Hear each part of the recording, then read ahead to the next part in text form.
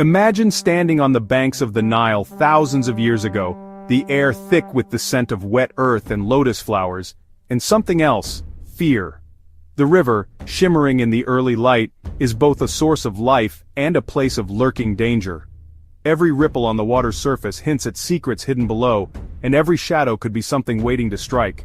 Not just fear of the river's floods, but of what lurks beneath its surface. The Nile is home to creatures that have inspired awe and terror for millennia, none more so than the crocodile, silent, patient, and deadly. Picture a condemned prisoner, hands bound, led to the water's edge, not just for execution but for a final, terrifying judgment. The crowd gathers, holding its breath, as the fate of a human life is about to be decided not by people, but by the river itself. In some ancient Egyptian tales, a person's fate was decided by the river's most fearsome inhabitant, the crocodile. To the Egyptians, this was no ordinary animal but a living force of nature, unpredictable and powerful.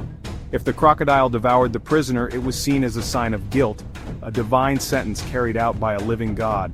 The outcome was believed to be a message from the gods themselves, a verdict that could not be questioned or appealed. This wasn't random cruelty, it was woven into their spiritual beliefs.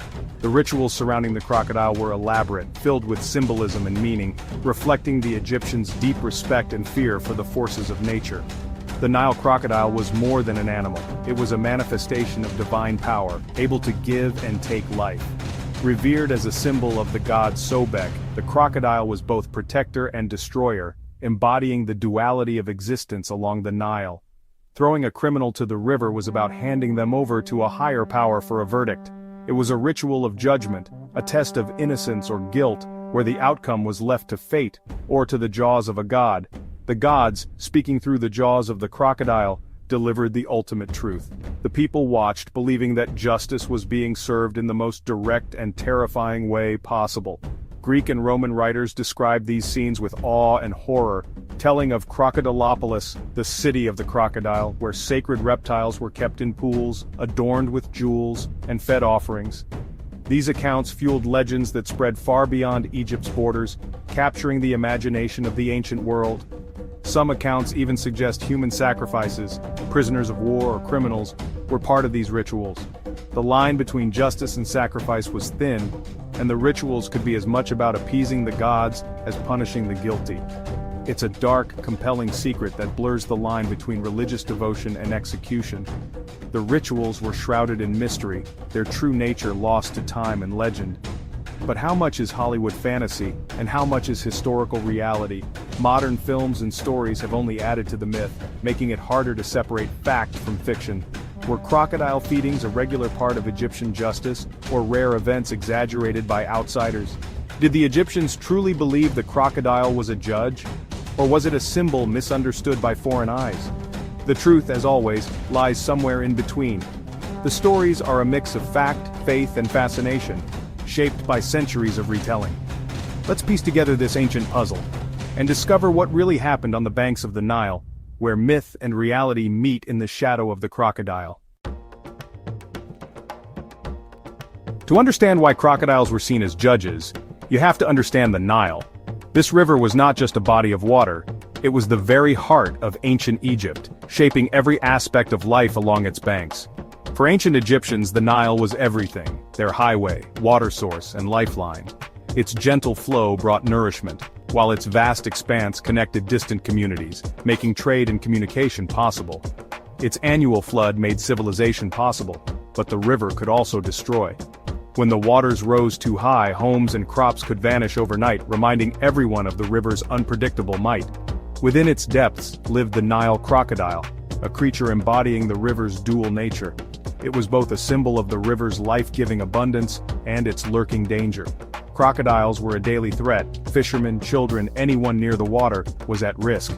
Their sudden attacks could turn a peaceful day into tragedy, making every trip to the river an act of courage. The crocodile became the river's enforcer, a symbol of untamable power. Its presence was a constant reminder that nature could never be fully controlled or predicted. Egyptians saw not just a beast, but a creature holding the power of life and death. To them, the crocodile was a living judge, deciding who would be spared and who would be taken. crocodiles appeared in greater numbers during the inundation, linking them to the river's fertility. Their arrival was seen as a sign that the river's blessings and its dangers were at their peak. They weren't enemies of the river's gifts, but guardians of them. Their watchful presence protected the sacred balance between abundance and destruction.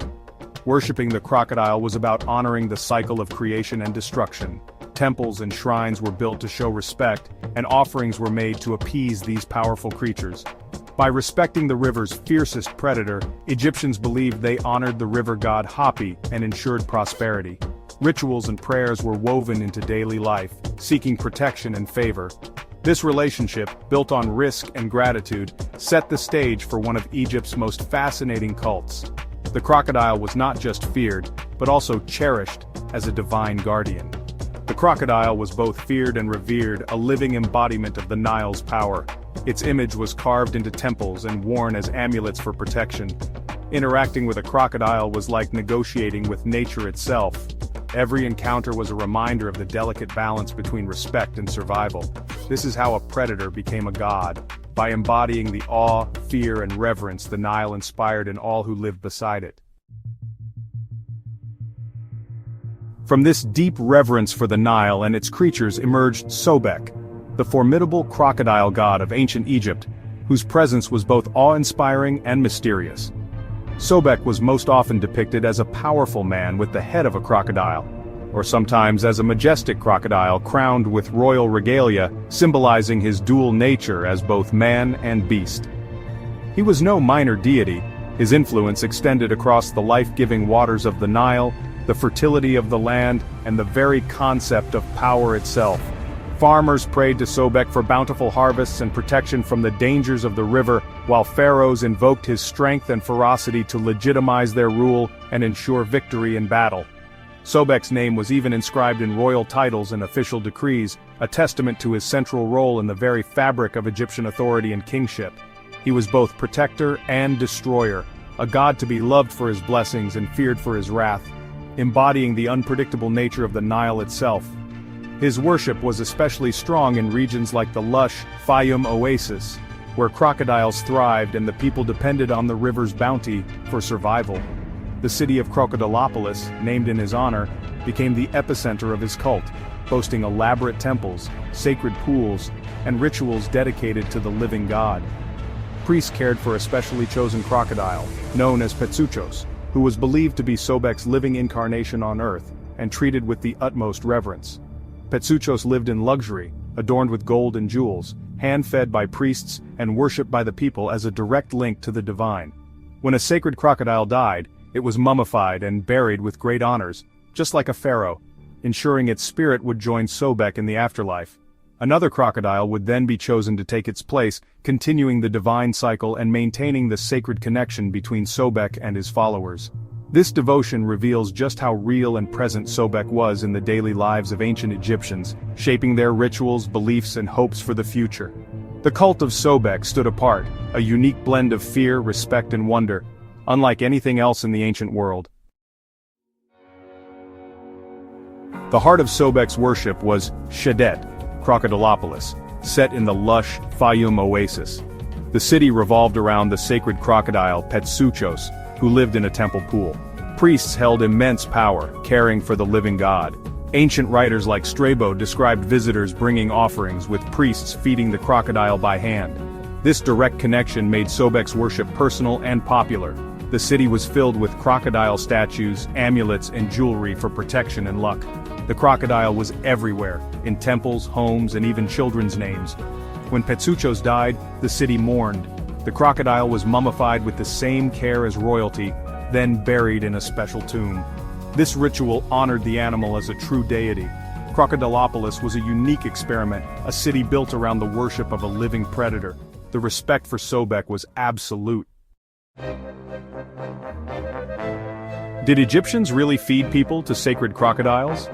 The image is shocking, but the truth is murky. Greek and Roman writers described criminals being cast to crocodiles as divine judgment. The logic for crimes against the gods? Only a god could judge. If devoured, the soul was destroyed, an ultimate punishment.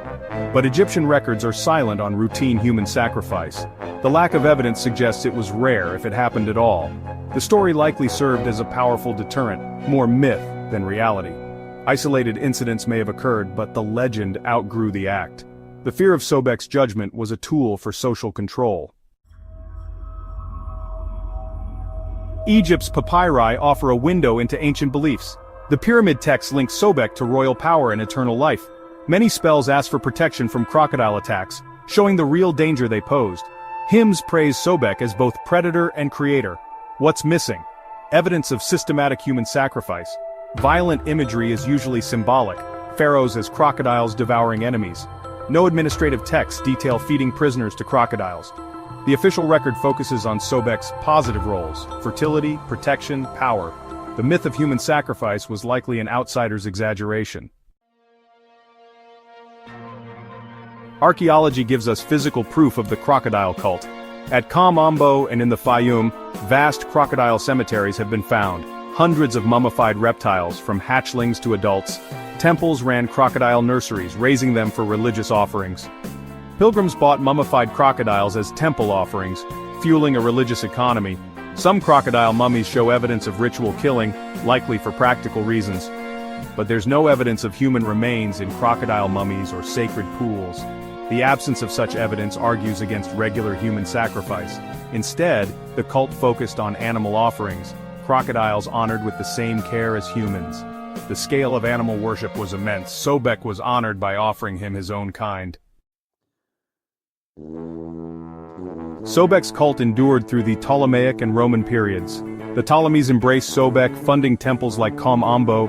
Even the Romans, despite their skepticism, couldn't erase the crocodile god's influence. As new religions took hold, Sobek's worship faded, temples fell, and crocodiles were hunted. Yet the legacy survived, in ruins, mummies, and stories. Today, Sobek fascinates historians and travelers alike. The Temple of Qom Ombo draws visitors to marvel at crocodile reliefs and mummies. The crocodile cult's secrets still capture our imagination. Sobek remains a symbol of Egypt's exotic, powerful past. The story of a reptile god endures. We've journeyed to a world where crocodiles were both feared and worshipped. The story of Sobek reveals the complexity of ancient Egypt, where nature and divinity intertwined. The legend of feeding prisoners to crocodiles, while likely exaggerated, reflects deep respect for nature's power. The evidence points to a massive cult of animal worship, not routine human sacrifice. Egyptians bred, revered, and mummified thousands of crocodiles for their god. The truth is more fascinating than fiction. Our understanding of Egypt evolves with every discovery. Many secrets still lie beneath the sand, waiting to be uncovered. The story of Sobek is just one among thousands.